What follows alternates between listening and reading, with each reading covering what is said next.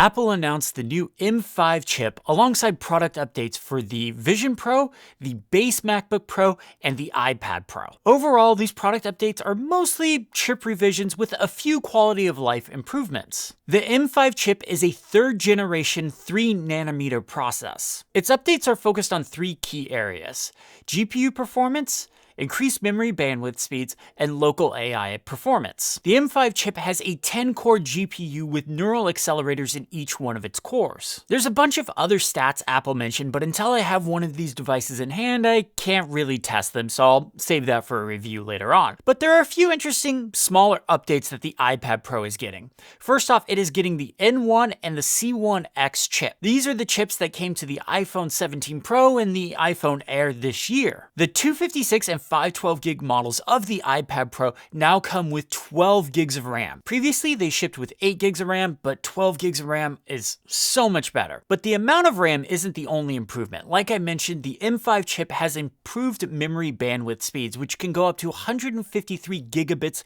per second now, which is an absolute wild number to say. And on top of that, the iPad Pro now has support for fast charging. So if you have one of Apple's new dynamic 40-watt power adapters that can go up to 60 watts, you can get up to 50% charge in just 30 minutes of charging, which is awesome. I can't tell you how much time I've wasted waiting for my iPad Pro to charge up. But the biggest update, at least the thing I'm the most excited about for the M5 iPad Pro, is it now supports up to 120 Hz external monitors, no longer capped at 60 Hz. Can I get a finally? And if that's not a sign Apple's working on a new external monitor, I don't know what is. Overall, a fairly minor update for the iPad Pro. It's not like the M4 iPad Pro update at all, but that's kind of to be expected with the iPad Pro. If you go back to the original one, you obviously got a big update with a new product. Then the next one was a smaller one. Then there was the 2018 iPad Pro that was the complete redesign. That's kind of basically what we still have now. Then the 2021 was a minor update, and so on and so on.